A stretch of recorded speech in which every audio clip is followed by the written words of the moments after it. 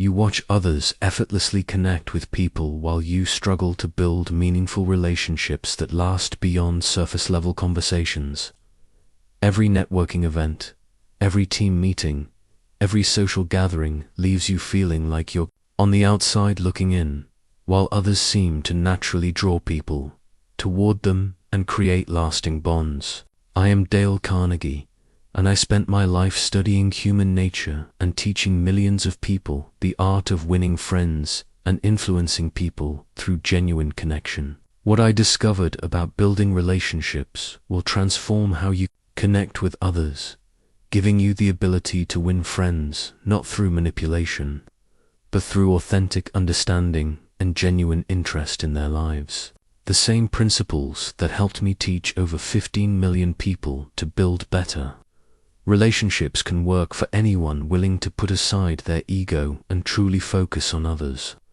But first, like this video, subscribe for more life-changing relationship wisdom, and comment below where you're watching from. I want to know which corner of the world is ready to transform their social connections forever. I was born into poverty on a farm in Maryville, Missouri, in 1888. My father struggled to make ends meet, and our family lived in constant financial uncertainty. As a young boy, I was painfully shy and felt inferior to everyone around me. When other children played together, I stood on the sidelines, too afraid to join in, convinced they were all better than me in every way. My clothes were hand-me-downs that never quite fit right. My shoes had holes that I tried to hide by walking carefully. When I went to school, I felt the weight of our family's poverty in every interaction. The other children seemed so confident, so at ease with themselves and each other. I envied their natural ability to laugh together, to form friendships that seemed effortless. The worst moment came during my freshman year at State Teachers College in Warrensburg. I was competing in a debate, something I desperately wanted to excel at, because I thought it might finally give me respect and recognition. I had prepared for weeks, memorizing every word of my speech. But when I stood before that audience, my mind went completely blank. I stumbled through a few sentences and then stopped, humiliated, while my classmates stared at me in uncomfortable silence. That night, alone in my dormitory room, I made a decision that would change the course of my entire life.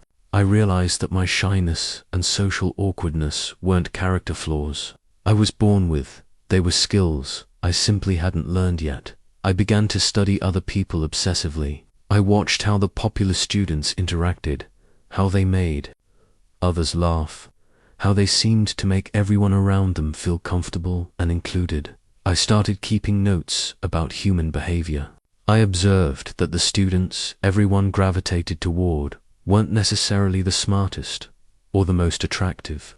They were the ones who made others feel good about themselves.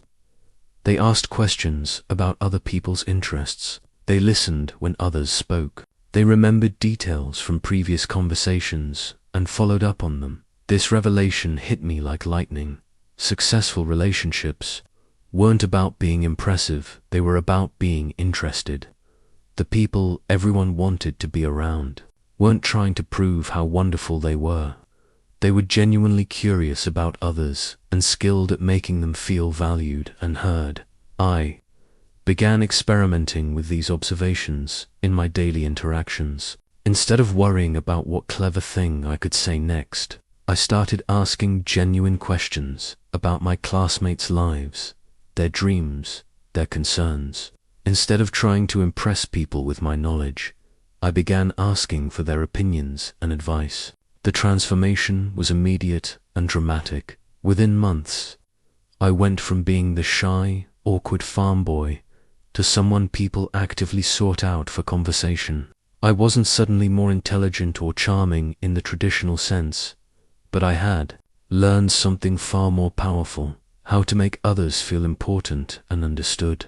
This wasn't manipulation or technique, it was a genuine shift in focus from myself to others. By my senior year, I was elected class president and had become one of the most well-known students on campus. But more importantly, I had discovered my life's calling. I realized that if these principles could transform someone as painfully shy as I had been, they could help anyone build better relationships and achieve greater success in life.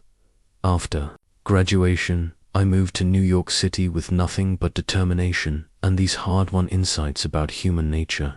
I was going to dedicate my life to teaching others what I had learned about connecting with people, because I knew firsthand the loneliness and limitation that came from not knowing how to build genuine friendships, and the incredible freedom and opportunity that opened up when you mastered these skills. Asterisk, the moment that crystallized everything I had been learning happened at a business luncheon in Manhattan in 1912. I was 24 years old and working as a salesman, still struggling to make meaningful connections with potential clients. I felt like I understood the theory of human relations, but I hadn't yet discovered the one simple truth that would unlock everything.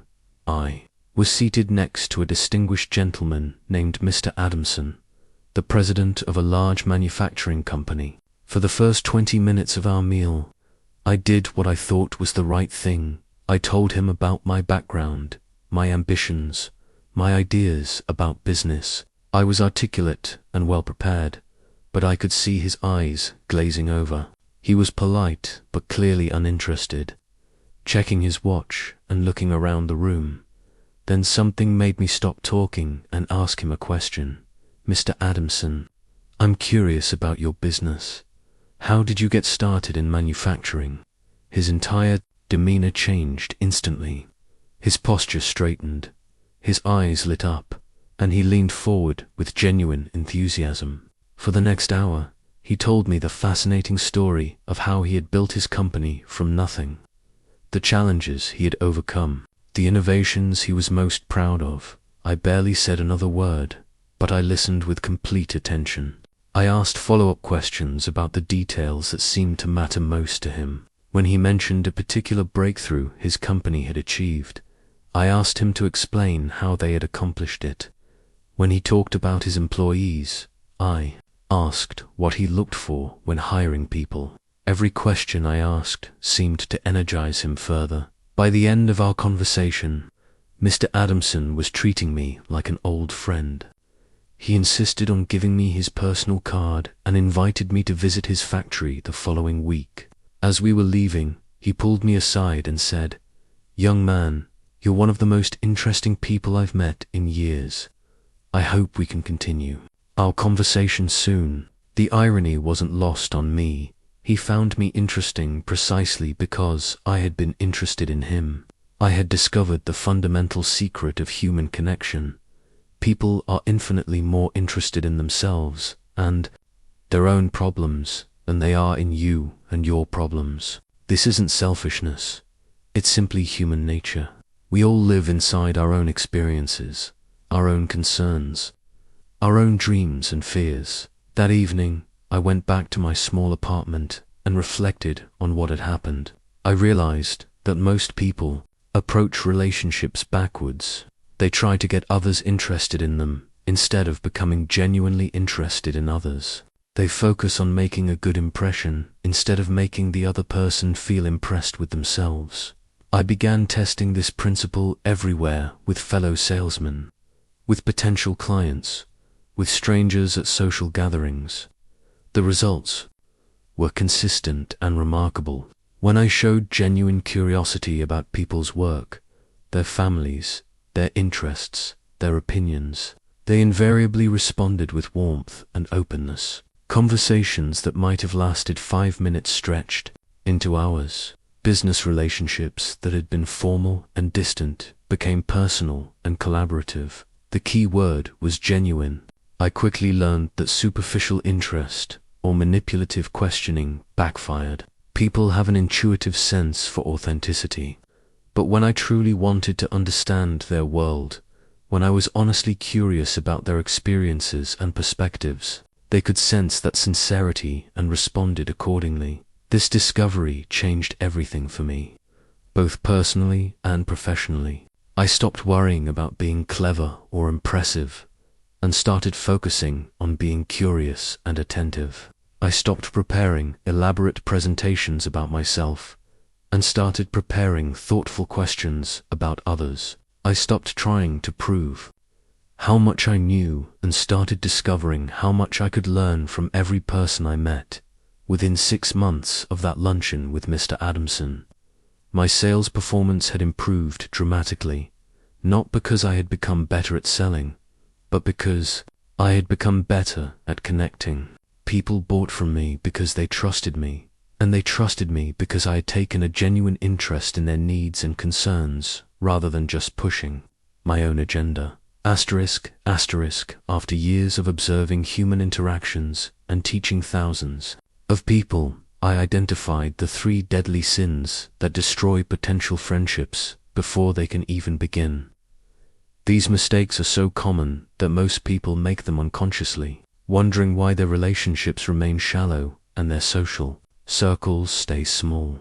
The first deadly sin is self-centeredness disguised as conversation. I watched this play out countless times at the networking events and social gatherings I attended in New York. A person would approach someone new and immediately launch into their own story, their job, their accomplishments, their problems, their opinions. They would talk for 10 minutes straight, pause briefly for the other person to respond, and then use that response as a launching pad for another monologue about themselves. I made this mistake myself early in my career. I remember meeting a successful businessman at a charity dinner and spending 30 minutes telling him about my ambitious plans for teaching public speaking. I thought I was making a great impression by demonstrating my passion and knowledge. When I finally paused to ask about his work, he gave me a polite but brief answer and excused himself shortly afterward. I never heard from him again, and I couldn't understand why my enthusiasm hadn't created a connection. The second deadly sin is the desperate need to be impressive. I observed people who felt compelled to one-up every story, to have a better experience than whatever was just shared, to demonstrate superior knowledge on every topic that came up. They would wait for others to finish speaking only so they could tell a more dramatic version of the same type of story. I watched a young salesman at a company party completely destroy a potential friendship this way. A colleague was sharing a story about a challenging client situation he had resolved. Instead of showing interest in the details or asking how he had handled it, the young man immediately jumped in with, "That's nothing compared to what happened to me last month," and proceeded to tell a story designed to make his own problem-solving skills look superior. The colleague listened politely, but clearly lost interest in continuing the conversation. The third deadly sin is criticism disguised as conversation. Some people seem to bond through complaining, criticizing, and finding fault with everything around them. They think this creates intimacy and shared understanding, but it actually creates a negative atmosphere that drains energy from relationships. I learned this lesson painfully during my early teaching days. I was having coffee with a fellow instructor, and I spent most of our time together criticizing the administration, complaining about difficult students, and pointing out flaws in the curriculum. I thought this would create camaraderie through shared frustration. Instead, I noticed that he began avoiding me. When I reflected on our conversation, I realized I had made him feel worse about his work environment instead of better about our friendship. These 3 sins share a common root. They all focus on the self rather than the other person. Whether someone is talking about themselves, trying to impress, or criticizing, they're essentially making the conversation about their own needs, their own ego, their own perspective. They're asking the other person to serve as an audience for their performance, rather than inviting them into a genuine exchange. I also observed that people make these mistakes because they're operating from insecurity rather than confidence. The self-centered talker is afraid of silence and uses words to fill space. The person trying to be impressive is afraid of not being valued and uses achievements to demand respect. The critic is afraid of being seen as naive and uses complaints to appear sophisticated. The tragedy is that these approaches achieve the opposite of what people want. Instead of creating connection, they create distance. Instead of inspiring admiration, they inspire avoidance. Instead of building friendships, they build walls. The solution became clear to me through careful observation of the people everyone wanted to spend time with. They were secure enough to focus on others rather than themselves. They were confident enough to be interested rather than impressive. They were positive enough to find something good in every situation and every person. These naturally likable people had learned that the fastest way to become interesting is to be interested. The surest way to be valued is to value others, and the most reliable way to feel important is to make others feel important. They understood that friendship is not about what you can get from others, but about what you can give to them. Asterisk, asterisk, genuine interest cannot be faked. And this is where most people stumble when they try to apply relationship principles. They learn the techniques but miss the heart. They ask questions but don't really care about the answers. They nod and smile, but their minds are elsewhere, planning what they'll say next or how they can steer the conversation back to themselves. Learned this the hard way during my first attempts at teaching.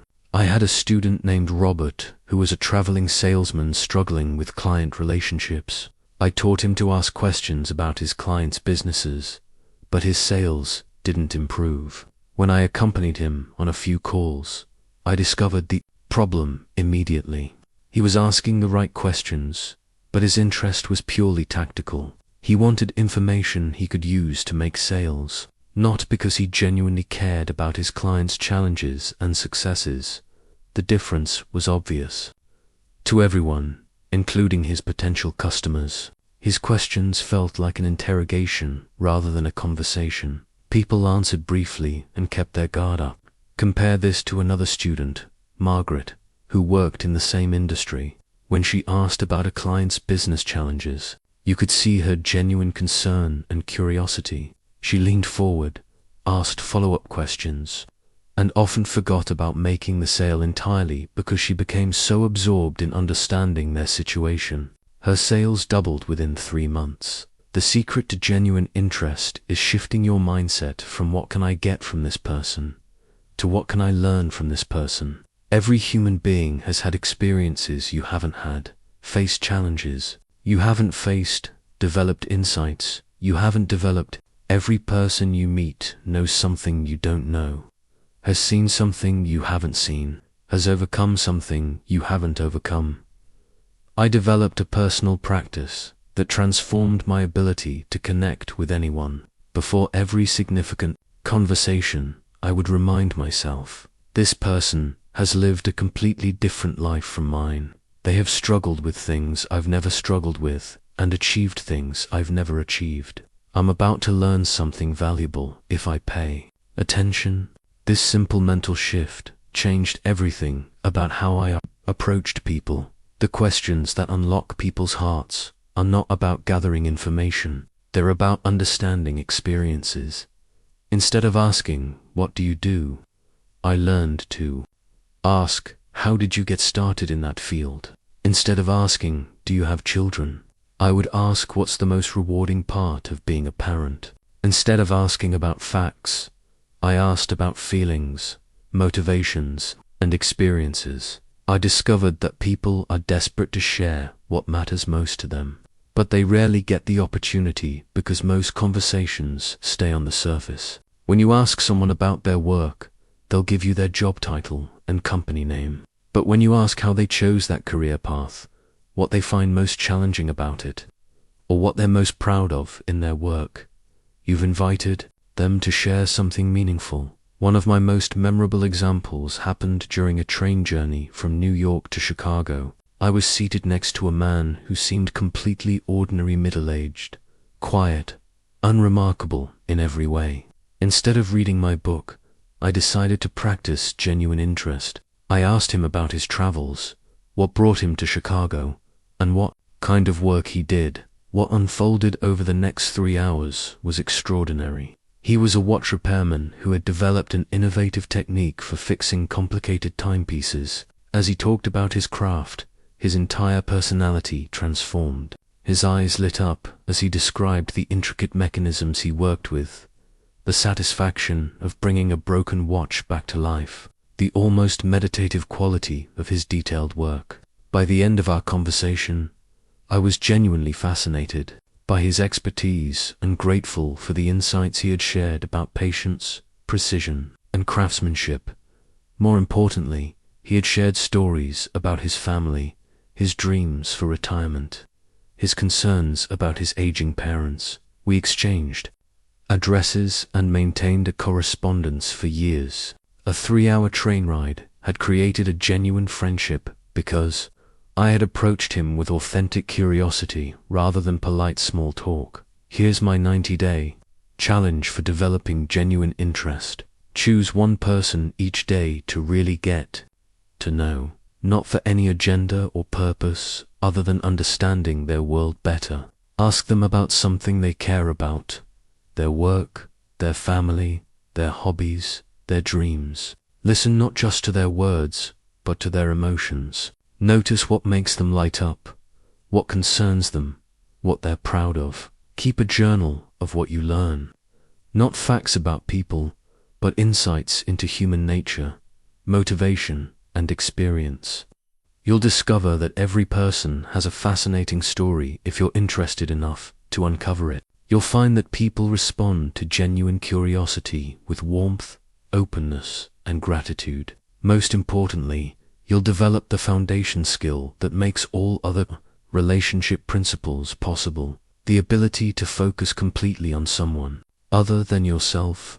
The deepest principle in human nature is the craving to be appreciated. This hunger is so universal and so powerful that it drives most human behavior, yet it remains one of the most unfulfilled needs in modern society. I discovered this truth not through theory, but through watching what happened when I learned to genuinely appreciate others. In my early teaching days in New York, I had a janitor named Jim who cleaned the building where I taught evening classes. Most people barely acknowledged him, treating him as part of the furniture rather than as a human being. I began making it a point to greet him warmly each evening, to ask about his day, and to express genuine appreciation for his work. One evening, I noticed he had done an especially thorough job cleaning my classroom. I made sure to thank him specifically for the extra effort, mentioning how much easier it made my job to walk into such a clean, organized space. The transformation in his face was immediate. His shoulders straightened, he smiled broadly, and he thanked me for noticing. From that day forward, Jim took special care of my classroom. He would arrive early to make sure everything was perfect before my classes began. More importantly, he began greeting me with genuine warmth and would often share stories about his family and his life outside work. What started as simple appreciation had blossomed into a real friendship that enriched both our lives. This experience taught me that appreciation must be specific to be effective. Generic praise, like good job or thanks for everything, has little impact because it doesn't demonstrate that you've actually noticed what someone has done. But when you acknowledge specific actions, efforts, or qualities, you're telling that person that they matter enough for you to pay attention to the details of their contribution. I learned to look for things that others overlooked. When a student gave a particularly good speech, I wouldn't just say, "Well done." I would mention the specific moment when their voice showed genuine passion, or the example they used that made their point crystal clear, or the way they made eye contact that helped everyone feel included in their message. This specific appreciation motivated students far more than general encouragement ever could. The difference between appreciation and flattery became crucial to understand. Flattery is insincere praise designed to benefit the giver. Appreciation is sincere recognition designed to benefit the receiver. People can sense this difference immediately. Flattery feels manipulative and creates suspicion. Appreciation feels genuine and creates connection. I witnessed this distinction clearly during a business dinner where I watched two men approach the same successful entrepreneur. The first man complimented him on his obvious brilliance and amazing success, using vague superlatives that could have applied to anyone. The entrepreneur listened politely but remained guarded. The second man mentioned a specific article the entrepreneur had written and asked thoughtful questions about the insights he had shared. He then thanked him for a particular point that had influenced his own thinking. The contrast in the entrepreneur's response was dramatic. He opened up completely to the second man, and they had an engaging conversation that lasted well into the evening. I developed a personal system for giving meaningful appreciation. Each week, I would identify at least 3 specific things I genuinely valued about the people in my life: my students, my colleagues, my friends, even strangers who provided good service. I would then find natural opportunities to express this appreciation, always focusing on specific actions or qualities rather than general praise. The results were transformational, not just for the people I appreciated, but for me as well. When you train yourself to look for the good in others, you begin to see it everywhere. You start noticing the effort people put into their work, the kindness they show to others, the small ways they make life better for everyone around them. This shift in perspective makes you more positive, more grateful, and more enjoyable to be around. One of my most powerful discoveries was that people will often live up to the qualities you genuinely appreciate in them. When I thanked a shy student for the courage it took to give her first speech, she began displaying more courage in subsequent presentations. When I appreciated a colleague's thoughtfulness in helping others, he became even more helpful and considerate. Sincere appreciation doesn't just acknowledge what is, it encourages what could be. The magic happens because appreciation addresses the fundamental human need to matter, to be valued, to know that our efforts and qualities are noticed and respected. When you consistently make others feel important through genuine appreciation, they associate those positive feelings with you. They want to spend time with you because you make them feel good about themselves. But here's the most important point. This appreciation must come from a genuine place of gratitude and respect. You cannot fake sincere appreciation any more than you can fake genuine interest. The foundation must be your authentic recognition that every person has value, that everyone contributes something meaningful, and that acknowledging these contributions is both right and beneficial for everyone involved. Asterisk. A person's name is to them the sweetest and most important sound in any language. This simple truth revolutionized my relationships once I learned to master it. But my journey to remembering names was filled with embarrassing failures that taught me invaluable lessons. During my first year of teaching in New York, I was introduced to a prominent businessman named Mr. Henderson at a professional gathering. We had a wonderful conversation about education and business, and he expressed interest in possibly hiring some of my graduates. 3 weeks later, I encountered him at another event. I approached confidently, extending my hand with enthusiasm, but when I opened my mouth to greet him, his name had completely vanished from my memory. I stumbled through an awkward greeting without using his name, and I could see the disappointment in his eyes. Here was a man I had connected with, who had shown genuine interest in helping my students, and I couldn't even remember his name. The business opportunity never materialized, and I realized I had failed one of the most basic tests of human consideration. That humiliating experience motivated me to develop a system for remembering names that I've since taught to thousands of people. The first step is to truly listen when someone introduces themselves. Most people are so focused on making a good impression that they don't actually hear the other person's name when it's spoken. They're thinking about what they'll say next, or how they'll respond to the introduction. I learned to make the introduction a complete focus moment. When someone says their name, I repeat it immediately, John, it's wonderful to meet you. This simple repetition serves multiple purposes. Confirms I heard correctly. It gives me a second exposure to the name, and it demonstrates immediate respect for the person by using their name right away. The second step is creating a personal association. I would connect the person's name to something memorable about them, their appearance, their profession, or our conversation. When I met Margaret, a librarian with bright red hair, I associated her name with Margaret, the magnificent red-haired librarian. For Thomas, a tall accountant with a deep voice, I created towering Thomas with the thunderous voice. These associations might sound silly, but they work because they engage multiple senses and create memorable mental images. The more unusual or personally meaningful the association, the more likely you are to remember it. I once met a man named Baker who actually was a baker. The obvious connection made his name impossible to forget. The third step is using the name multiple times during our initial conversation, but naturally and appropriately. Instead of saying, "That's interesting," I would say, "That's interesting, Robert." Instead of, "I enjoyed our conversation," I would say, "I enjoyed our conversation, Robert, and I hope we can continue it soon." Each use reinforces the memory without sounding forced or artificial. I also discovered the power of writing names down as soon as possible after meeting people.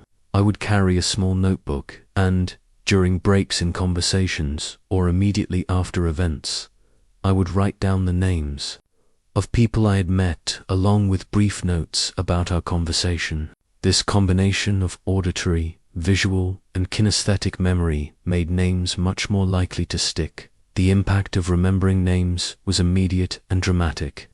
People would light up when I greeted them by name weeks or months after our initial meeting. I watched business relationships deepen, friendships strengthen, and professional opportunities multiply simply because I had demonstrated that people mattered enough to me to remember their names. One of my most memorable successes happened at a conference where I met over 50 people in 2 days. I had diligently applied my system, creating associations and reviewing my notes each evening. 6 months later, I encountered several of these people at another event.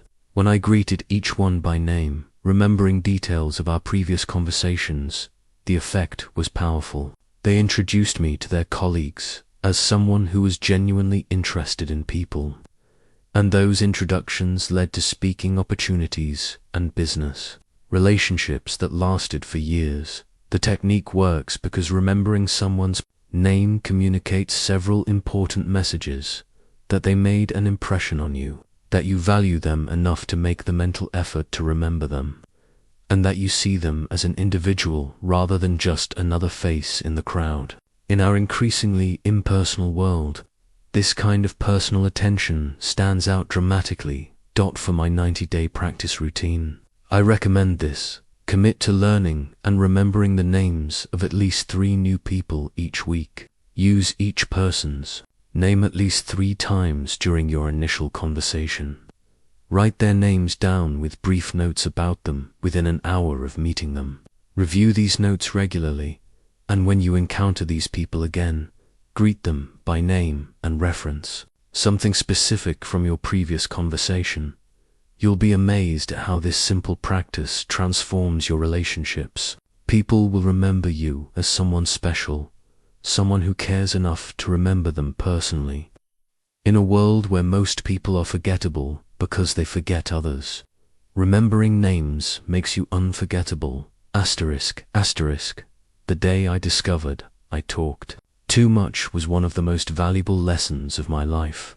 I was having dinner with a successful attorney who had achieved everything I aspired to: professional recognition, financial success, and the respect of his peers. I had prepared extensively for our meeting, armed with insights, stories, and questions I thought would impress him. For the first hour, I dominated the conversation. I shared my philosophy of education, my plans for expanding my teaching, my theories about human nature and success. I was articulate, passionate, and thoroughly convinced I was making a great impression. The attorney listened politely, nodding occasionally, but I noticed his responses were brief and his energy seemed to drain as the evening progressed. Then something shifted. He mentioned a difficult case he was working on, and instead of launching into my own thoughts about legal strategy, I simply asked, "What makes this case so challenging?" For the next 2 hours, he talked while I listened. He shared the complexities of the legal issues, the human drama involved, the ethical dilemmas he faced, and the strategies he was considering. I asked questions only to understand better, not to demonstrate my own knowledge. When we parted that evening, he gripped my hand warmly and said, "This has been one of the most helpful conversations I've had in months. Your insights have given me clarity I desperately needed." The irony was profound. He found me helpful precisely because I had stopped trying to help and started trying to understand. He gained clarity not from my advice, but from the opportunity to think through his challenges with someone who was genuinely listening. This experience taught me that listening is not passive. It's one of the most active and skillful things you can do. True listening requires your complete attention, not just your ears. It means listening to what's said and what's not said, to the emotions behind the words, to the concerns that drive the conversation. I learned to listen with my whole being. I would lean forward slightly to show engagement. I would maintain appropriate eye contact that communicated attention without making people uncomfortable. I would nod and make brief verbal acknowledgements. "I see, that must have been difficult. How did that feel?" That encouraged people to continue without interrupting their flow of thought. Most importantly, I learned the power of strategic silence. When someone finished making a point, instead of immediately responding, I would pause for a moment to let their words settle. Often, they would continue talking, sharing deeper thoughts or more personal insights they might not have revealed if I had rushed to fill the silence. These pauses communicated that I was truly considering what they had said, rather than just waiting for my turn to speak. I developed a technique I called reflective listening. When someone shared something important, I would occasionally reflect back what I heard, not just the facts, but the feelings. It sounds like you're not just frustrated with the situation, but disappointed that your efforts weren't recognized. This kind of reflection served two purposes: confirmed I was understanding correctly, and it helped the speaker feel truly heard and validated. The questions I learned to ask were designed to encourage deeper sharing rather than display my own cleverness. Instead of asking questions that could be answered with facts, I asked questions about experiences, feelings, and meanings. What was that experience like for you? How did you feel when that happened? What did you learn from that situation? These questions invited people to share their inner world rather than just external information. One of my most powerful listening experiences happened during my teaching at the YMCA. A student named William came to me after class, clearly upset about something. My instinct was to offer advice and encouragement, but instead I simply said, "Tell me what's happening, William." For the next 30 minutes, he poured out his frustrations about his job, his fears about his future, his disappointment in himself for not being more successful. I said very little.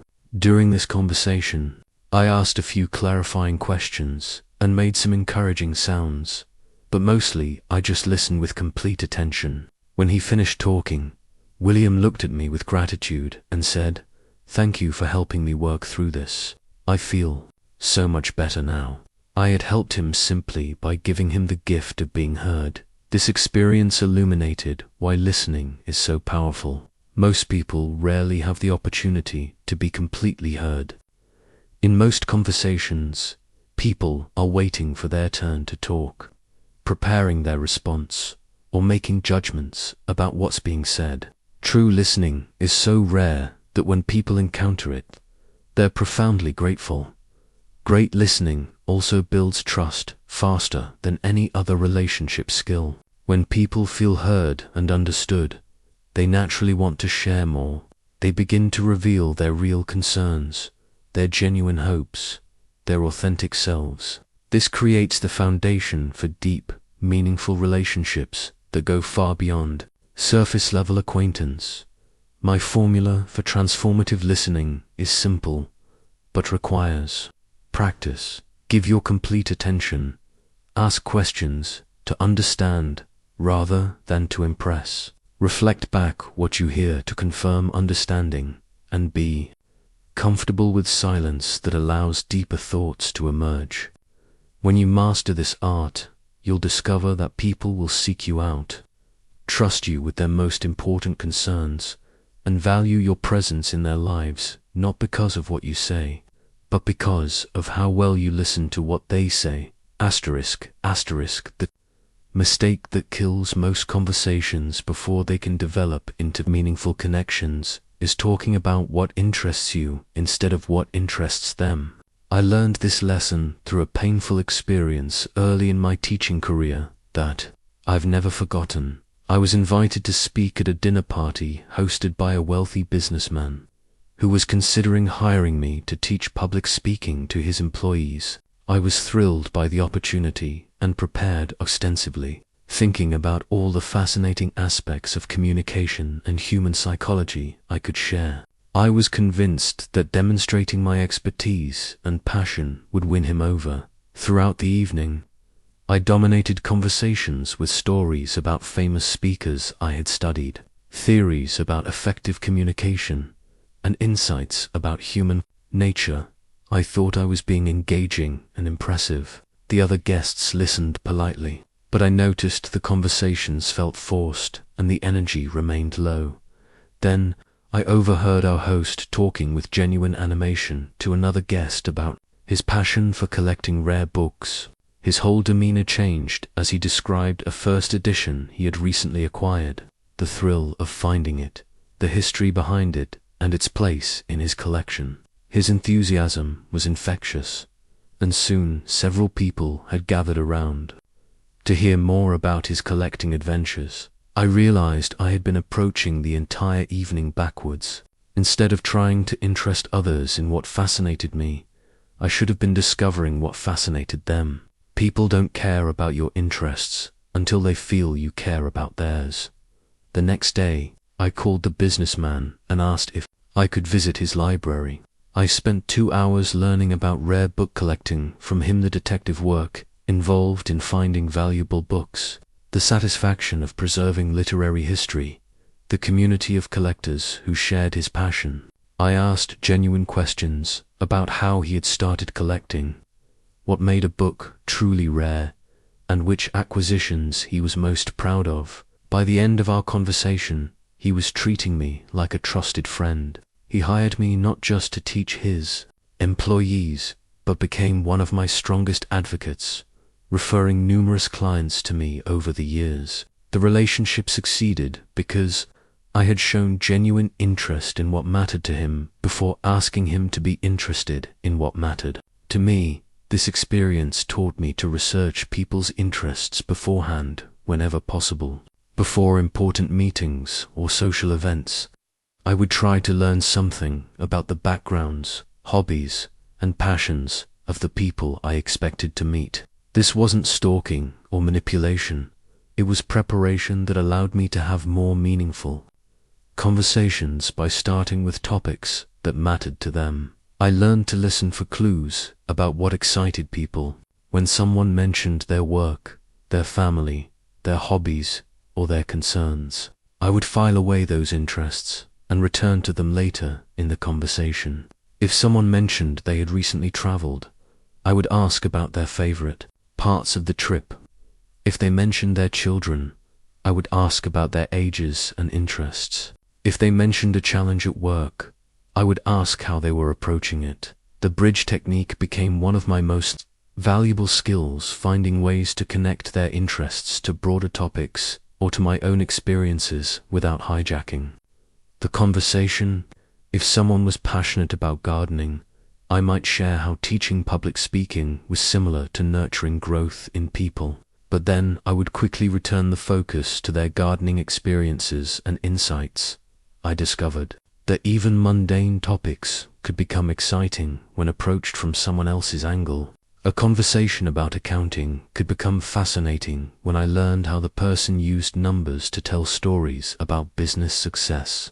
A discussion about insurance could become engaging when I understood how the person helped families protect their financial security. One of my most memorable examples happened during a train journey where I met a man who worked in sewage treatment. My initial reaction was to change the subject as quickly as possible.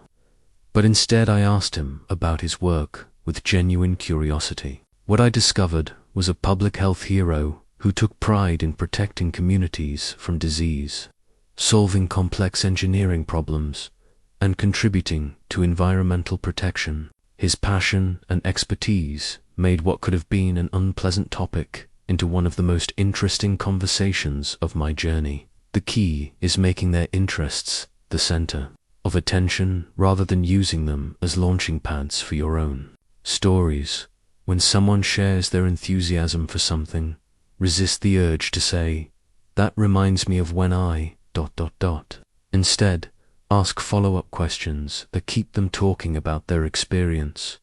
What got you started in that? What's the most challenging part? What do you enjoy most about it? My system for remembering and following up on interests became crucial for building lasting relationships.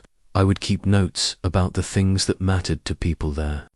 Children's names and ages, their hobbies, their work challenges, their upcoming plans. When I encountered them again, I would ask specific follow-up questions. How did your daughter's recital go? Did you ever find that rare stamp you were looking for? How did the presentation to your board turn out? This follow-up attention had a powerful impact because it demonstrated that our previous conversation had mattered enough for me to remember and care about the outcome. People were consistently amazed and touched that I had remembered details about their lives, and it deepened our connection significantly. When you consistently focus conversations on what interests others, you become someone people want to spend time with. They associate you with feeling heard, valued, and understood. They look forward to sharing their experiences with you because you make them feel that their interests and concerns matter. Asterisk people will forget what you said and what you did, but they will never forget how you made them feel. This principle became the cornerstone of my entire approach to human relations after I witnessed its power during a chance encounter at a hotel restaurant in Chicago. I was dining alone when I noticed a middle-aged man at the next table struggling with his meal. He had clearly ordered something he wasn't familiar with and seemed embarrassed by his uncertainty about how to eat it properly. Other diners were discreetly watching, and some were even whispering to each other about his obvious discomfort. Instead of ignoring the situation or joining in the judgment, I leaned over and quietly said, "Excuse me, I couldn't help but notice you ordered I had the same dish last week, and the waiter showed me a wonderful technique for enjoying them. Would you mind if I shared it?" I then asked the waiter to demonstrate the proper utensils and approach, framing it as a learning experience for both of us. The man's relief was immediate and profound.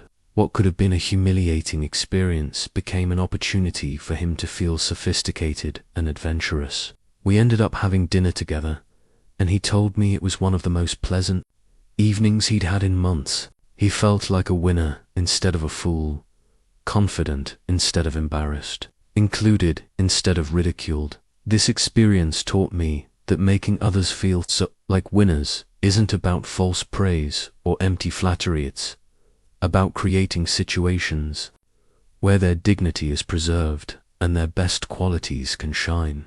It's about being generous with credit, gracious with mistakes, and skilled at helping others succeed. The art of asking for advice and opinions became one of my most powerful tools for making others feel valuable. When I asked a student for their thoughts on improving my teaching methods, I wasn't just gathering information, I was communicating that their perspective mattered and their insights were valuable. When I asked a colleague how they would handle a difficult situation, I was inviting them to be the expert and share their wisdom. I learned to disagree without creating enemies by focusing on ideas rather than personalities.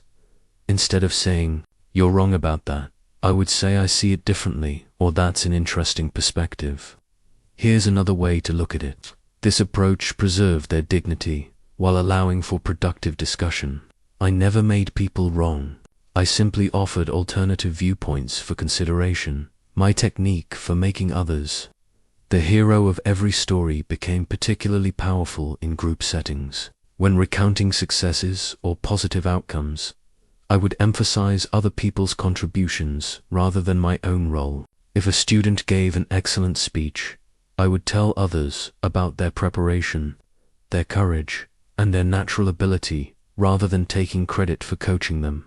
This approach made people feel proud of their achievements and grateful for the recognition. I discovered that asking people to help me with challenges was one of the fastest ways to build strong relationships. When I asked a successful businessman how he would approach marketing my courses, he became invested in my success.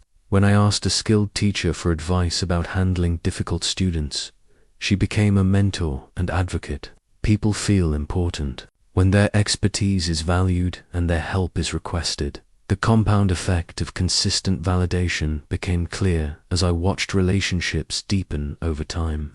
A student I regularly encouraged and supported didn't just improve his public speaking, became a lifelong friend who sent me referrals for years. A colleague whose ideas I consistently respected and acknowledged didn't just collaborate well with me, she became a trusted advisor who helped guide major decisions in my career. One of my most successful applications of this principle happened during my work with a corporate training program.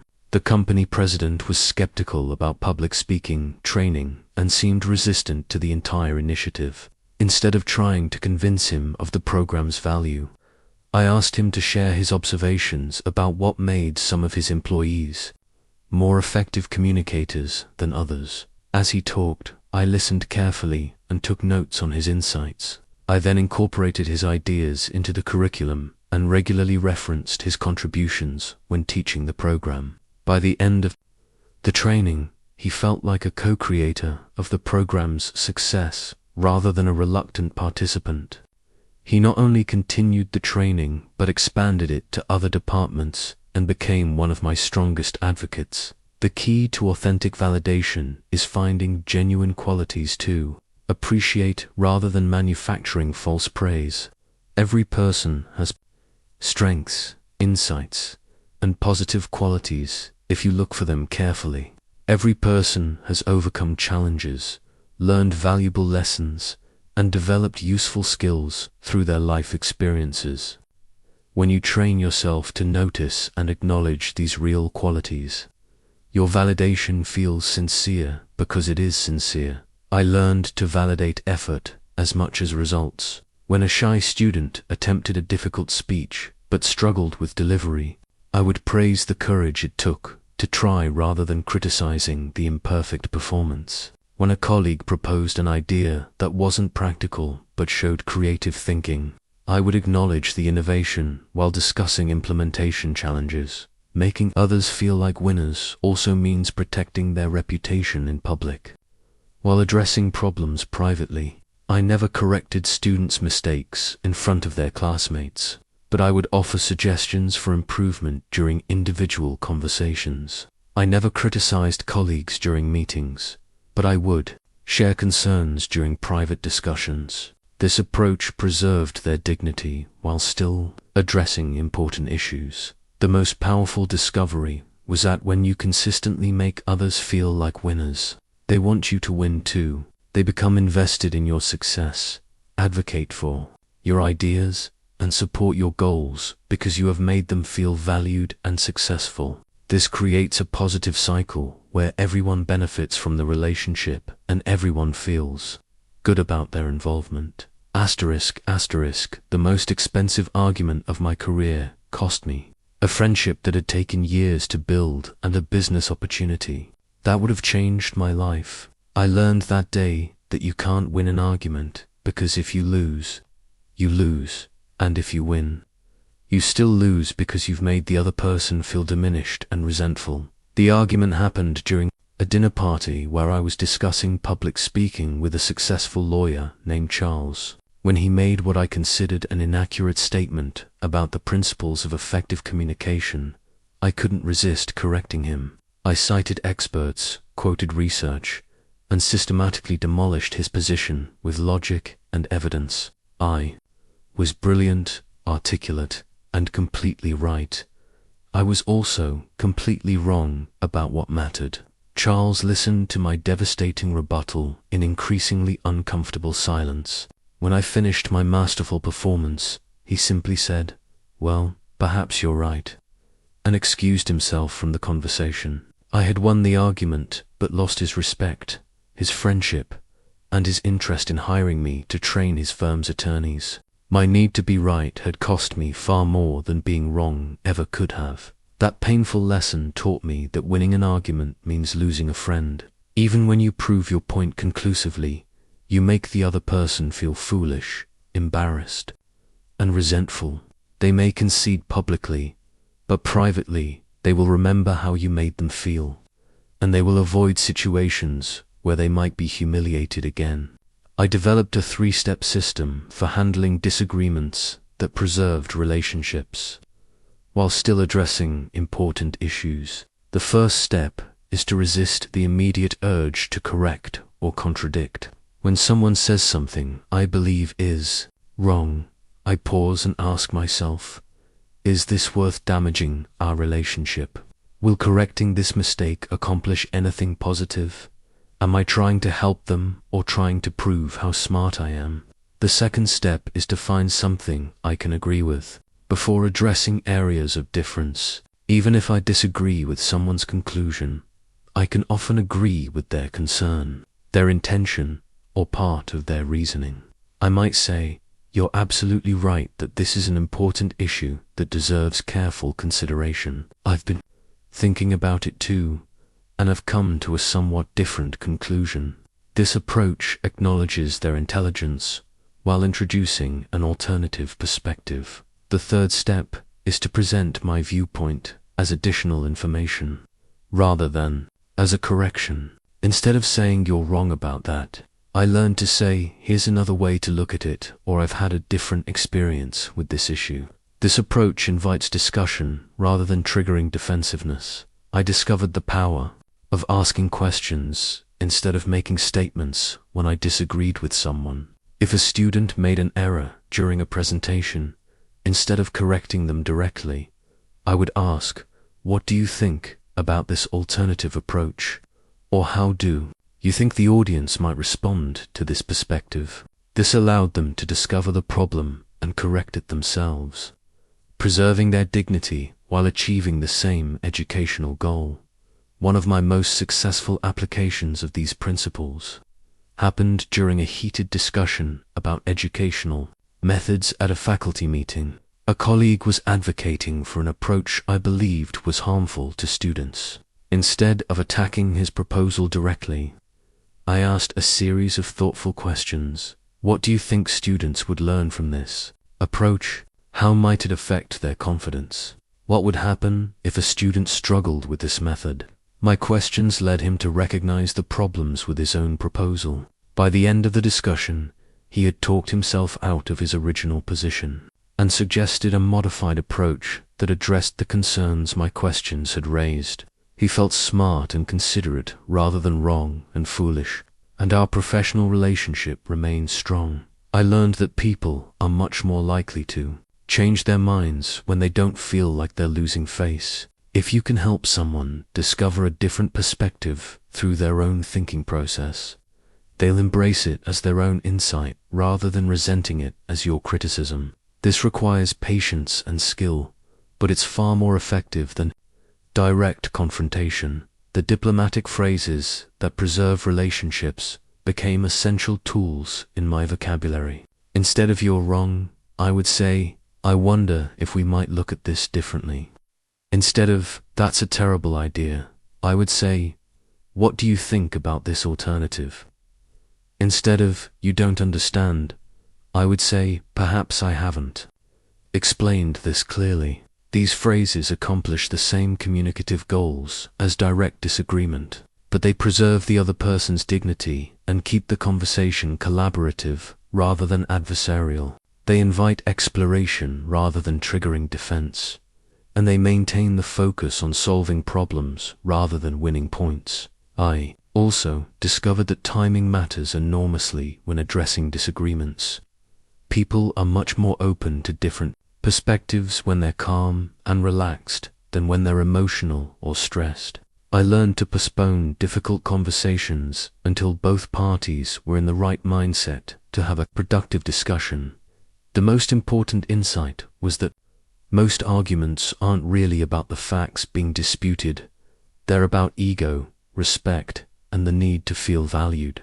When you address these underlying needs first, the factual disagreements often resolve themselves naturally. When you ignore these needs and focus only on proving your point, even clear facts become obstacles to understanding.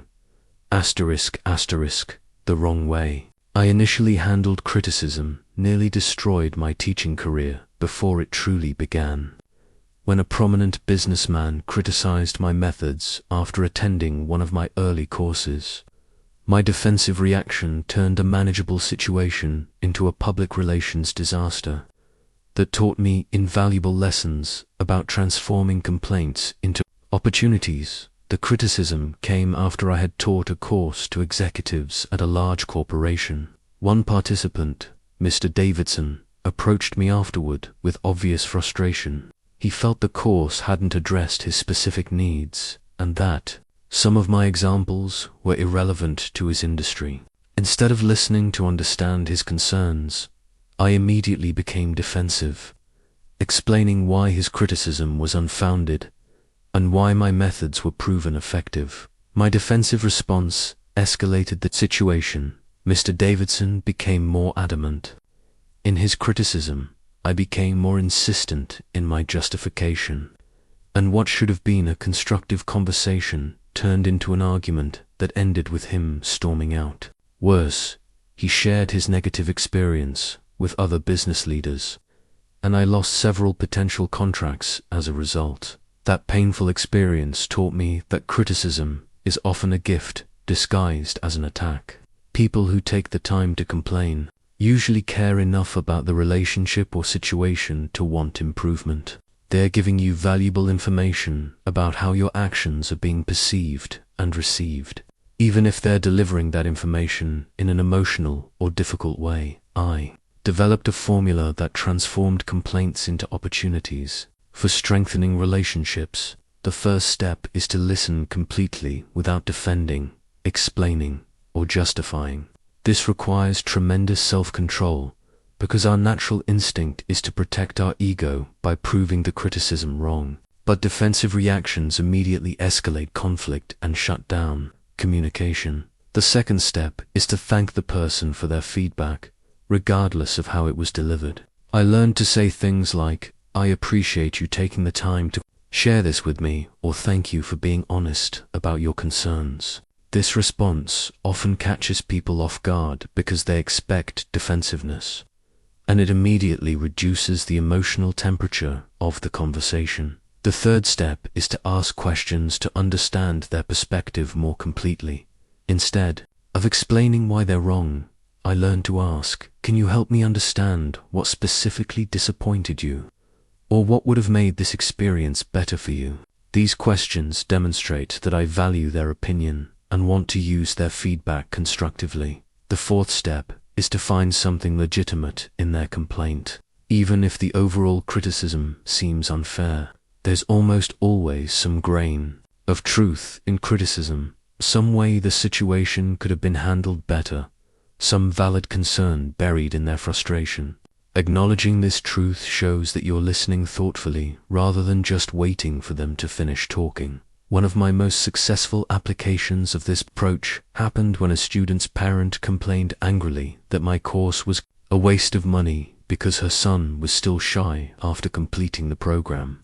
Instead of defending the course or explaining the son's progress, I listened to her concerns completely, thanked her for bringing them to my attention, and asked what she had hoped the course would accomplish. As we talked, I discovered that she was frustrated not just with the course, but with her own inability to help her son build confidence.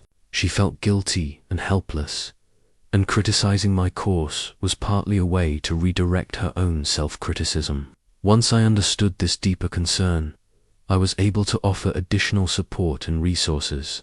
The son continued with private coaching, made significant progress, and the parent became one of my strongest advocates. This experience taught me that addressing small issues prevents big problems. When someone has a minor complaint, addressing it quickly and thoroughly often prevents it from growing into a major grievance. People feel heard and valued when their concerns are taken seriously, even if the issues seem trivial to you. I learned to apologize without appearing weak by focusing on the impact rather than the intention.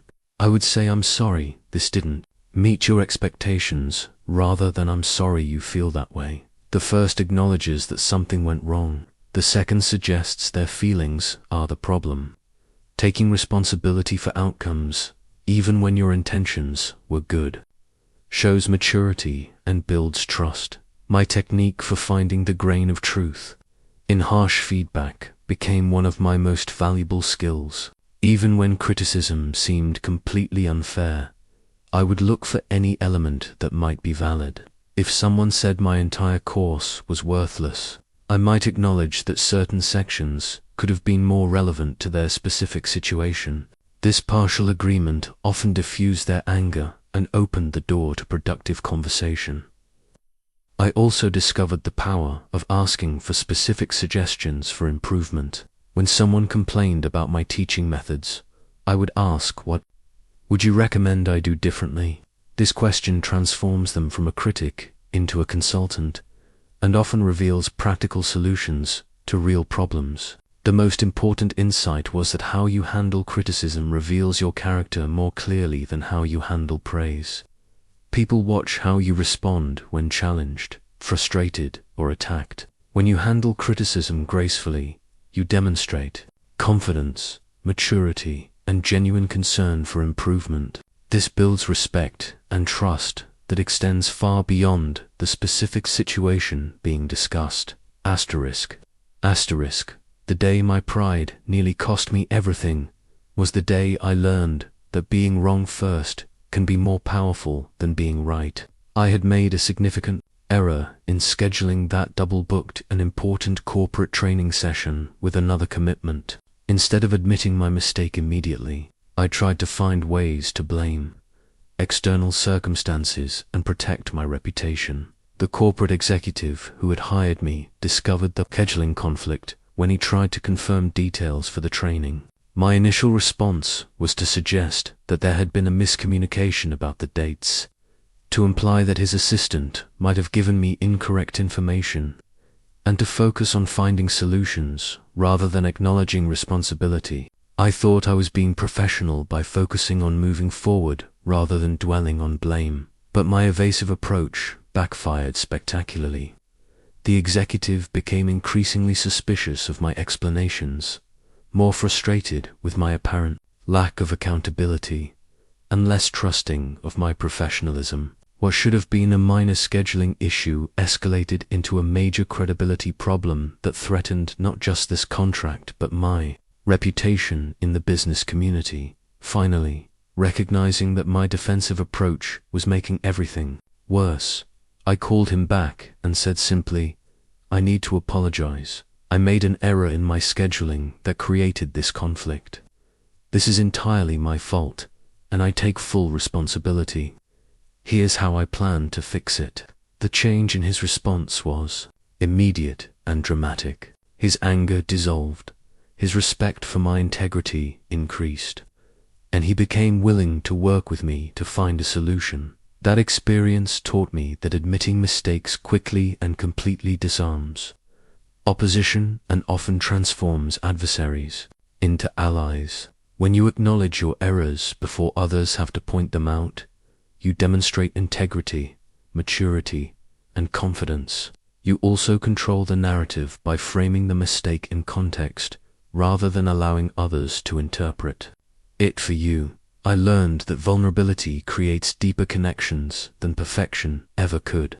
When I admitted mistakes to my students, they didn't lose respect for me. They gained respect for my honesty and felt more comfortable admitting their own errors. When I acknowledged failures to colleagues, they became more willing to share their own challenges and seek advice, rather than pretending everything was perfect. My script for taking responsibility gracefully became a powerful tool for preserving and strengthening relationships. I would start by clearly stating what I had done wrong.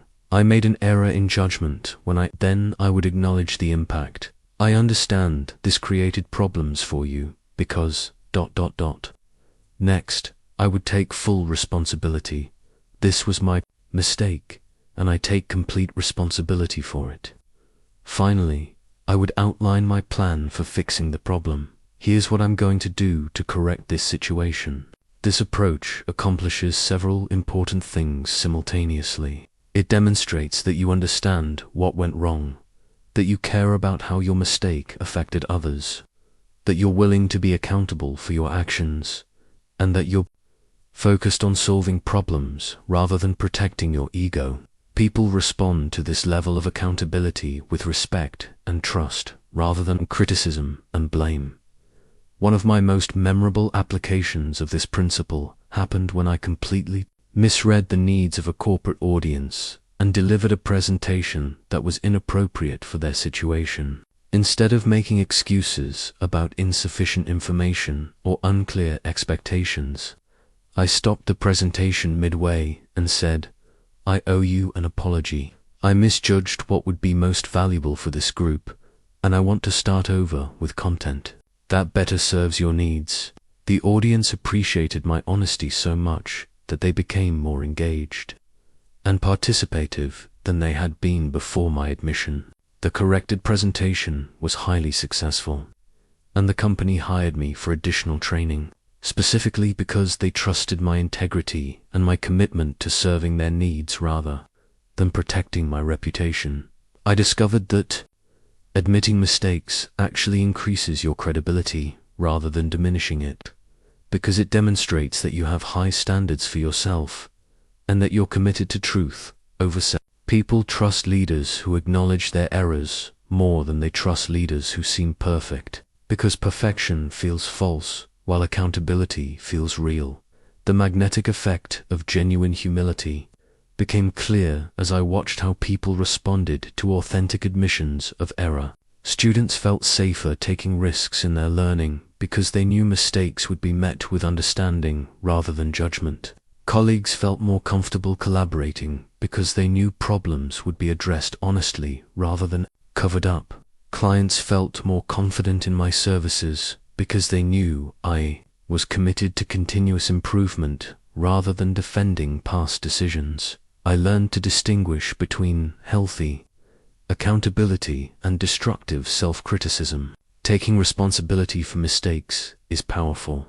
Beating yourself up for being human is counterproductive. The goal is to acknowledge errors clearly, learn from them thoroughly, and move forward confidently rather than dwelling on shame or inadequacy. The timing of admissions became crucial to their effectiveness. Acknowledging mistakes immediately, before others discover them, or before defensive reactions can escalate problems, demonstrates proactive integrity. Waiting until you're caught or confronted makes the same admission seem forced and self-serving, rather than authentic and character-driven. Most importantly, I realized that admitting mistakes is ultimately an act of strength, not weakness.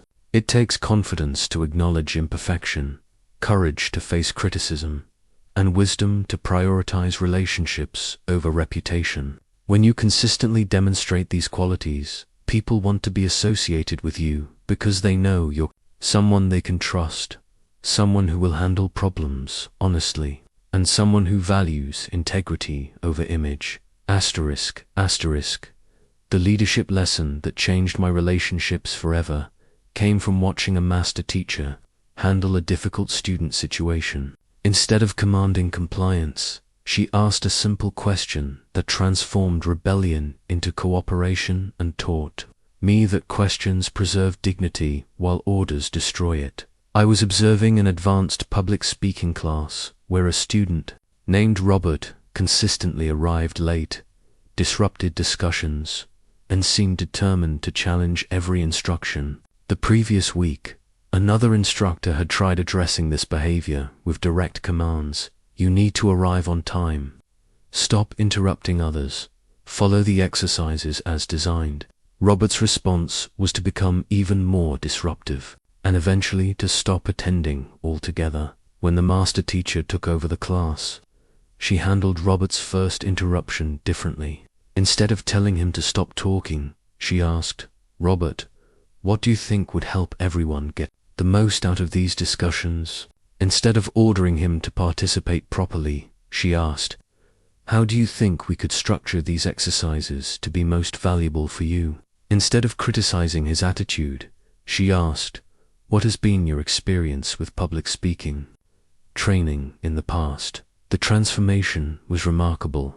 Robert's defensiveness melted away as he realized he was being consulted rather than controlled. He shared that previous instructors had made him feel stupid and inadequate, which explained his rebellious behavior. Once he felt heard and valued, he became one of the most engaged and helpful students in the class. This experience taught me that questions lead people to their own conclusions, while orders force them to submit to yours. When you ask someone, "What do you think would be the best approach here?"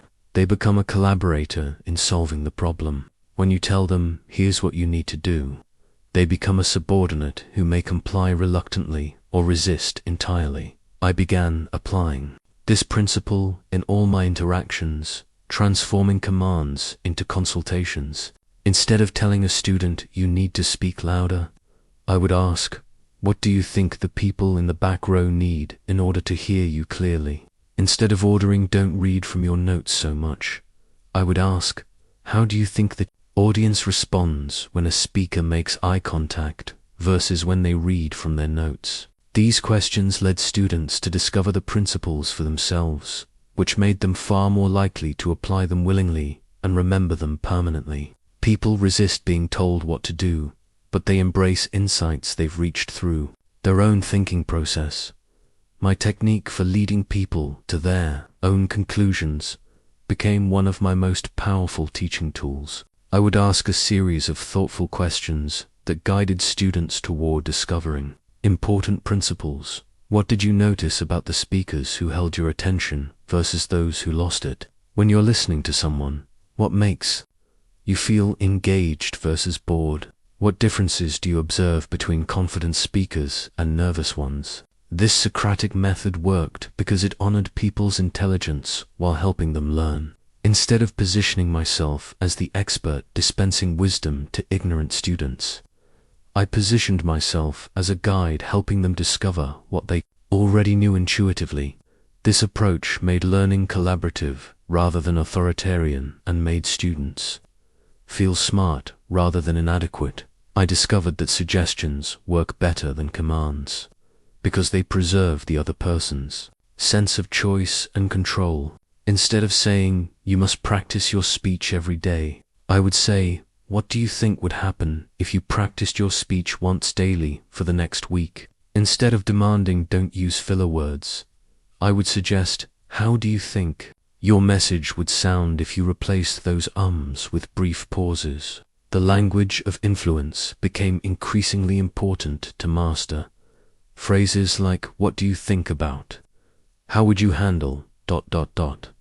what has been your experience with," and "what would happen if ... invited collaboration and exploration.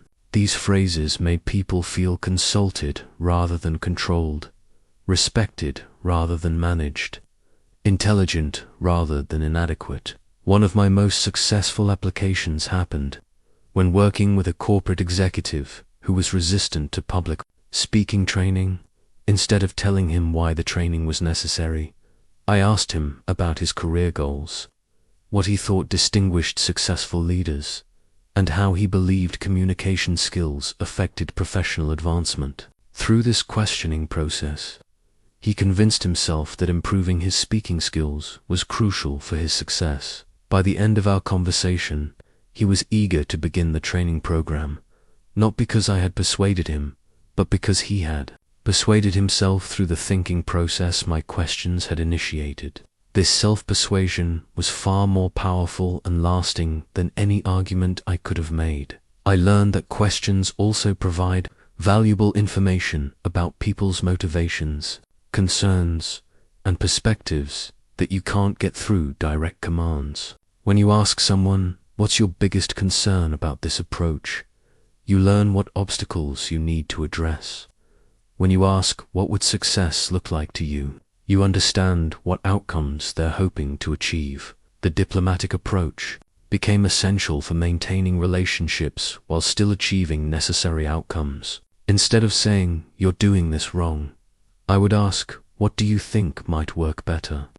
Instead of commanding change your approach, I would inquire, "How do you think we might adjust this to get better results?" These questions accomplished the same goals as direct criticism or commands, but they preserved the person's dignity and made them a partner in finding solutions rather than a victim of judgment. This approach built cooperation and trust instead of resentment and resistance. Most importantly, I realized that asking questions demonstrates respect for the other person's intelligence and judgment. It communicates that you value their input, trust their thinking ability, and want them to be part of the solution rather than just a recipient of your directives. This respect creates stronger relationships and more sustainable behavioral changes than authoritarian approaches ever could.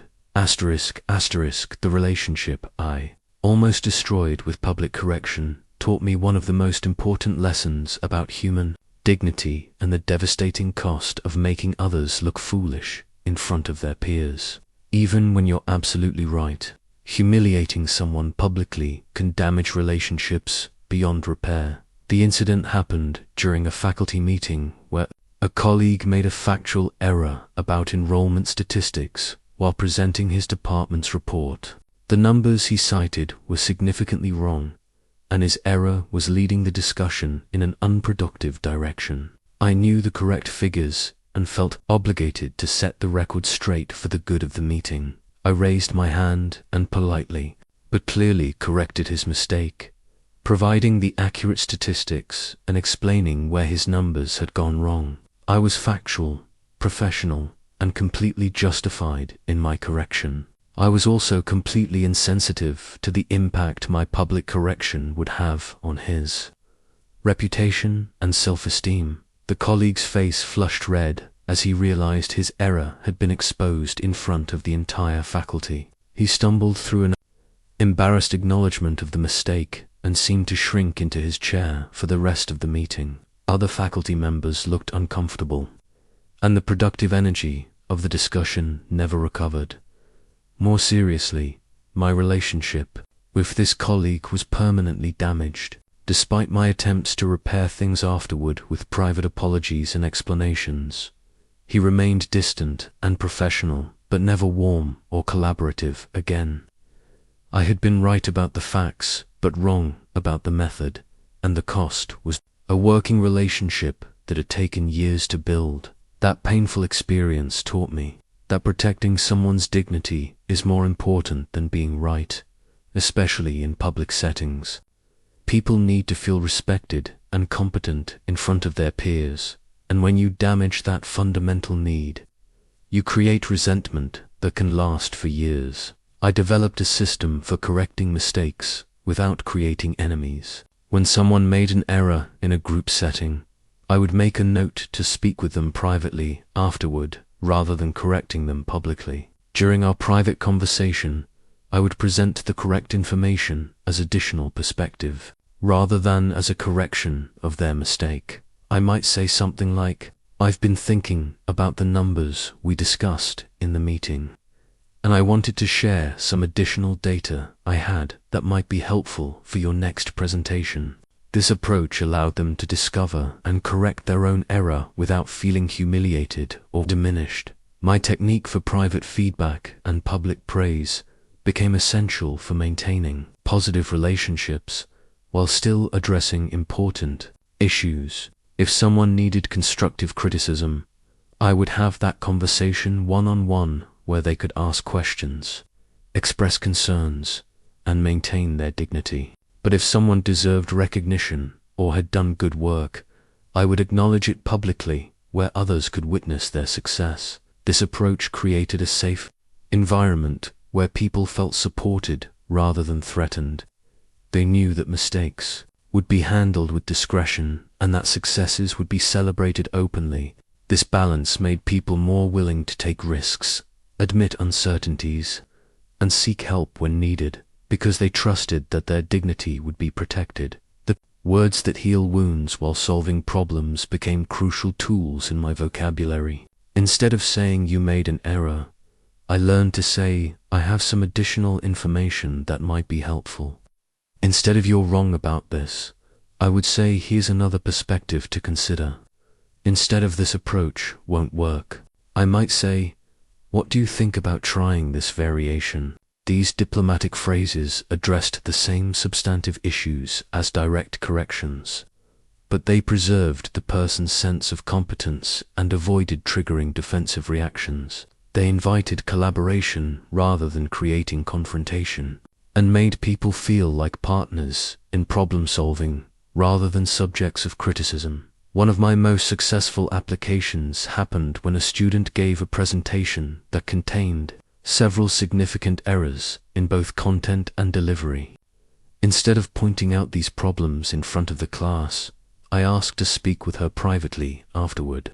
During our conversation, I focused on her strengths first, then asked questions that helped her identify areas for improvement herself. I asked, what parts of your presentation felt strongest to you? And if you were to give this presentation again, what might you adjust? These questions led her to recognize most of the problems on her own. When she asked for specific suggestions, I was able to offer them as helpful advice rather than as criticism of inadequate performance. She left our conversation feeling supported and motivated rather than criticized and dejected. More importantly, she applied the feedback effectively and gave significantly improved presentations throughout the rest of the course. The private approach had achieved better learning outcomes while preserving her confidence and our relationship. I learned that protecting ego builds loyalty in ways that direct criticism never can. When people know you will handle their mistakes with discretion and preserve their dignity in difficult situations, they become more willing to trust you with vulnerable information, seek your advice on challenging problems, and support your initiatives even when they involve personal risk. The principle extends beyond just correcting errors to any situation where someone might feel embarrassed or diminished. If someone asks a question that reveals their lack of knowledge, you can answer it without making them feel ignorant. If someone struggles with a task that seems easy to you, you can offer help without making them feel incompetent. If someone is confused about something that seems obvious, you can provide clarification without making them feel foolish. The key is always asking yourself, how can I address this issue while allowing this person to maintain their dignity and self-respect? When you consistently prioritize people's emotional needs alongside practical concerns, you build relationships characterized by trust, loyalty, and mutual respect that can withstand challenges and conflicts that would destroy relationships built on less considerate foundations. My most challenging relationship turnaround involved a fellow instructor named William who seemed determined to undermine my work and reputation. He criticized my methods publicly, questioned my qualifications privately, and appeared to take satisfaction in my difficulties.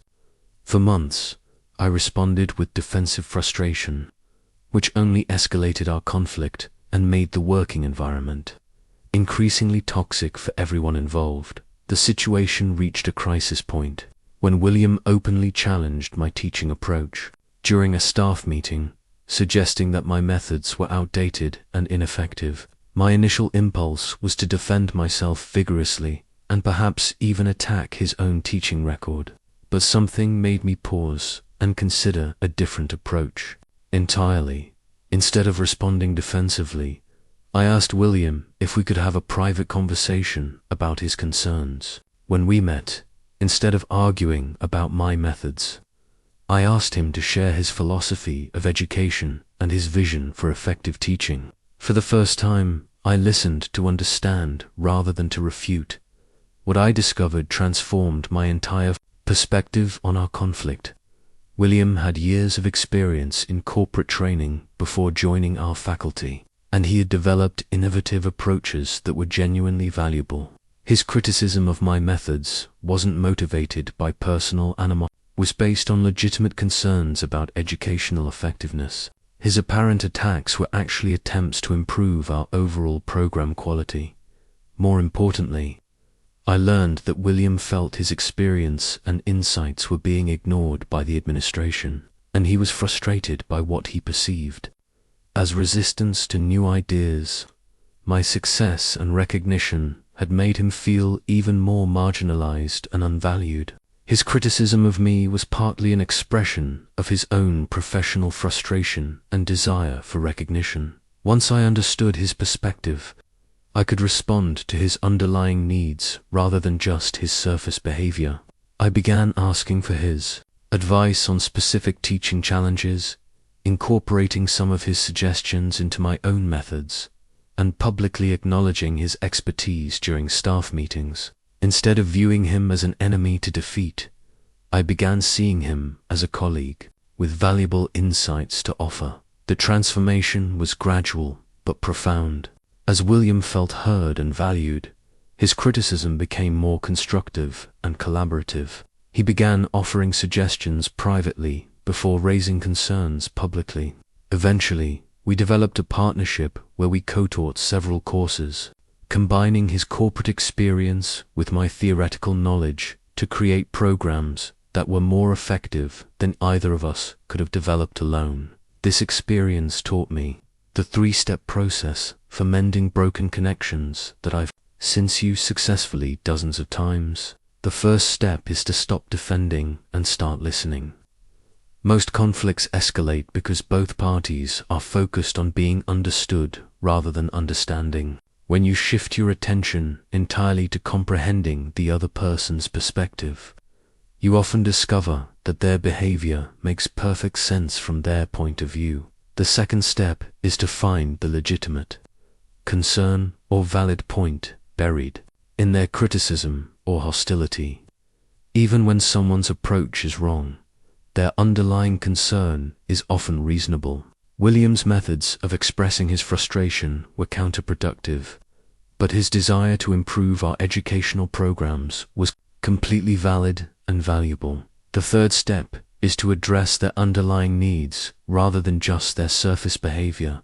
William needed recognition for his expertise, involvement in important decisions, and assurance that his experience was valued. Once these needs were met, his hostile behavior disappeared naturally because it was no longer necessary. My technique for seeing situations from their perspective became essential for successful relationship repair. I would literally try to imagine experiencing the situation from their position, their background, their pressures, their concerns, their goals.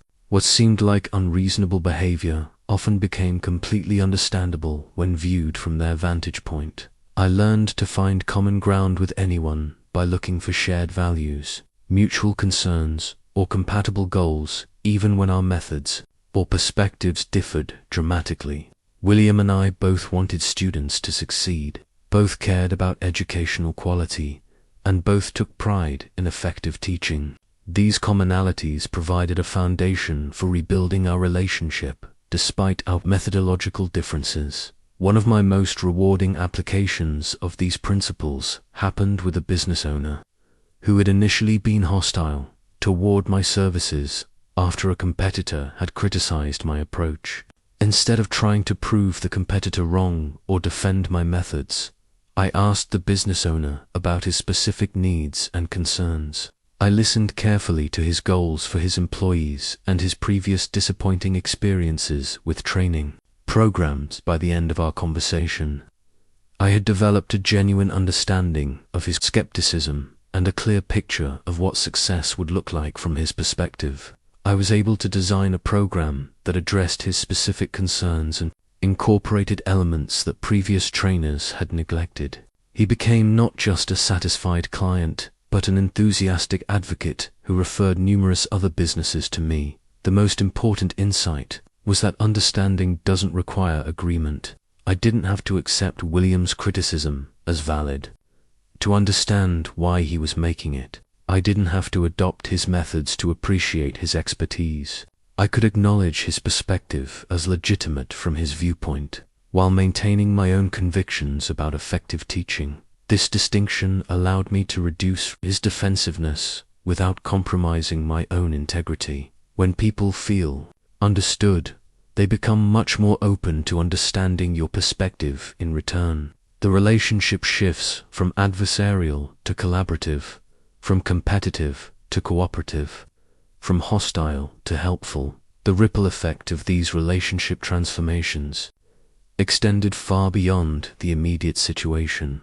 Other faculty members noticed how William and I had moved from conflict to collaboration, and they began approaching their own workplace disagreements more constructively.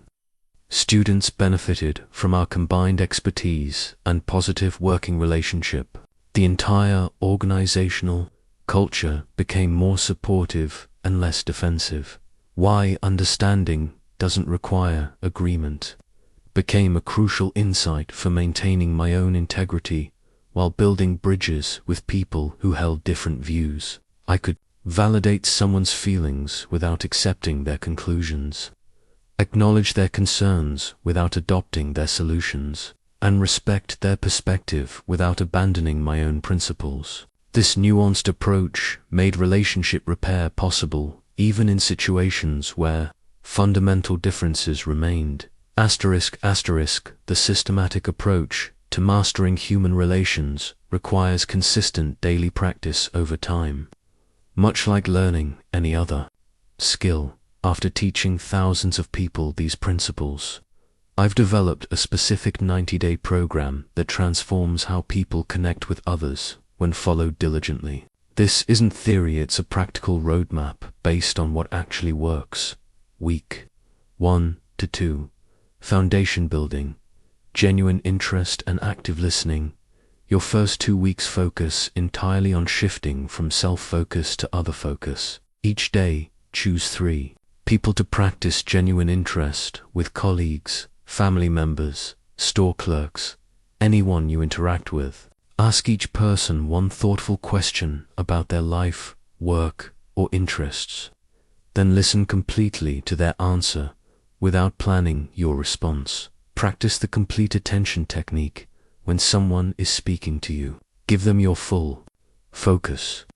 Put down your phone, turn away from your computer, make appropriate eye contact, and listen not just to their words, but to their emotions and concerns. Most people have never experienced this level of attention, and their response will be immediate and positive. Keep a daily log of what you learn about people, not just facts, but insights into what matters to them, what challenges them, what excites them. You'll be amazed at how much fascinating information people will share when they feel genuinely heard.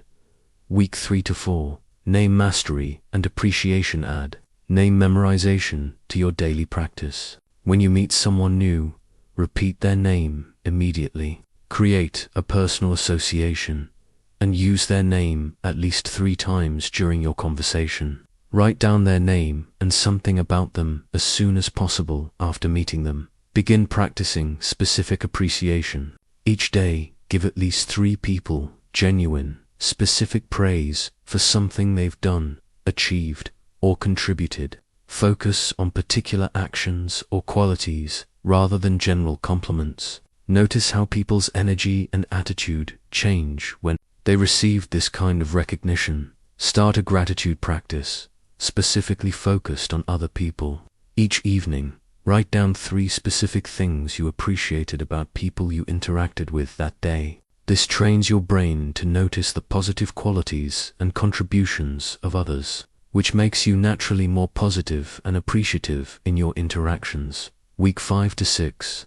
Conversation Mastery Focus on making others the center of attention in conversations. Practice asking about their interests rather than sharing your own. When someone mentions their work, family, hobbies, or concerns, ask follow-up questions that keep them talking about what matters to them. Learn to bridge from their interests to broader topics without hijacking the conversation. If someone mentions their garden, you might share a brief thought about growth and patience. Then immediately return focus to their gardening experiences and insights. Practice the art of strategic silence. When someone finishes making a point, pause for a moment before responding. Often they'll continue with deeper thoughts or more personal insights they wouldn't have shared if you'd rushed to fill the silence. Week 7 to 8. Conflict Resolution and Dignity Preservation. Begin practicing disagreement without argument. When someone says something you believe is wrong, resist the urge to correct them immediately. Instead, find something you can agree with, then present your perspective as additional information rather than contradiction. Learn to handle criticism gracefully. When someone complains or criticizes, practice listening completely, thanking them for their feedback, asking questions to understand their perspective, and finding the legitimate concern in their complaint. Focus on private correction and public praise. When someone makes a mistake or needs feedback, address it privately. When someone does good work or achieves something worthwhile, acknowledge it publicly where others can witness their success. Week 9 to 10. Advanced Influence and Leadership. Practice asking questions instead of giving orders. Transform commands into consultations by asking, "What do you think would work best here?" Instead of "Here's what you need to do." Lead people to their own conclusions through thoughtful questioning. Master the art of making others feel important. Ask for their advice, value their opinions, acknowledge their expertise, and find ways to make them the hero of success stories. Watch how people respond when they feel valued and respected. Begin practicing face-saving techniques. When someone needs to be corrected or redirected, find ways to preserve their dignity while addressing the issue. Use phrases like "Here's another way to look at it," instead of "You're wrong about that." Week 11 to 12. Integration and Mastery Combine. All the techniques into a natural, integrated approach to relationships. You should no longer be thinking about individual techniques, but flowing naturally between them based on what each situation requires. Focus on relationship repair and building bridges. Identify 1 or 2 relationships that have been strained or difficult, and apply these principles systematically to improve them. Practice seeing situations from the other person's perspective and addressing their underlying needs. Begin teaching these principles to others through your example and, when appropriate, through gentle coaching. The best way to master these skills is to help others develop them, and people will be drawn to learn from someone who consistently makes them feel valued and understood. Daily practices throughout all 90 days, every morning. Remind yourself that your goal is to make others feel important, heard, and valued. Every evening, review your interactions and identify what worked well and what you could improve. Measure your progress by the quality of your relationships rather than by your own comfort or convenience. Notice whether people seek you out more often, share more personal information with you, ask for your advice, and seem happier after spending time with you. Keep a relationship. JOURNAL. Tracking improvements in specific relationships over time. Note when acquaintances become friends, when tense relationships become comfortable, when people begin treating you as a trusted advisor or valued colleague. The milestone markers of social transformation are clear. People remember you positively, seek your company, trust you with important information, ask for your advice, and speak positively about you to others. When these things happen consistently, you'll know that these principles have become natural parts of your character rather than techniques you're trying to remember. By the end of 90 days, these behaviors should feel natural rather than forced, and you should see dramatic improvements in both your existing relationships and your ability to form new ones quickly and effectively. Asterisk, asterisk. After 4 decades of teaching human relations and watching thousands of people transform their lives through better relationships, I want to share with you the most important truth I've discovered about human connection. It's a truth that goes deeper than techniques or strategies, more fundamental than any specific principle I've taught you. The most important truth about human connection is this: every person you meet is fighting a battle you know nothing about, carrying burdens you can't see, and hoping for understanding they rarely receive. When you approach each interaction with this awareness, everything changes. Your impatience transforms into compassion. Your judgment becomes curiosity. Your need to impress becomes a desire to understand. What 40 years of teaching relationships taught me is that these principles work not because they're clever psychological tricks, but because they're expressions of fundamental human decency. When you show genuine interest in others, remember their names, listen to their concerns, and treat them with dignity, you're not manipulating them, you're recognizing their humanity and responding to their basic needs for respect and understanding. I've watched shy people become confident, lonely people build circles of friends, and struggling professionals achieve remarkable success simply by learning to focus on others instead of themselves. But the most profound transformations I've witnessed haven't been in career advancement or social status, been in the depth of human connection and the richness of life that comes from meaningful relationships. The ripple effect of becoming a friend winner extends far beyond your immediate circle. When you consistently make others feel valued and important, they carry that positive energy into their other relationships. The kindness you show to one person influences how they treat their family, their colleagues, their community. In this way, mastering human relations becomes a form of service to the world, contributing to a culture of respect and understanding rather than competition and judgment. I've seen students apply these principles and then teach them to their children, creating families where everyone feels heard and valued. I've watched business leaders transform toxic workplace cultures into environments where people thrive and collaborate.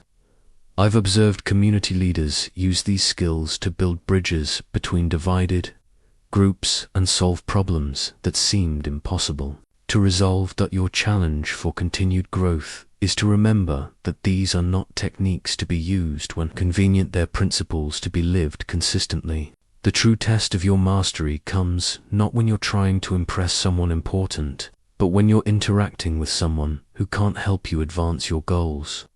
How you treat the server at lunch, the custodian at work, the clerk at the store. These interactions reveal your character and create opportunities for meaningful human connection. The legacy of human connection is that it multiplies exponentially. Every person whose life you touch positively through genuine care and respect becomes capable of touching others' lives in the same way. The shy student you encourage may become a teacher who inspires thousands. The struggling colleague you support may become a leader who transforms an organization. The lonely neighbor you befriend may become someone who builds community wherever they go. How these principles will serve you, for life goes beyond career success or social popularity. As you age, as circumstances change, as technology evolves, the fundamental human needs for understanding, respect, and connection remain constant. The person who has mastered the art of human relations will never be lonely, never lack for support during difficult times, and never wonder whether their life has made a positive difference in the world. These skills become more valuable, not less, as you progress through life. The ability to build trust quickly, to make others feel comfortable and valued, to handle conflicts gracefully, and to inspire cooperation.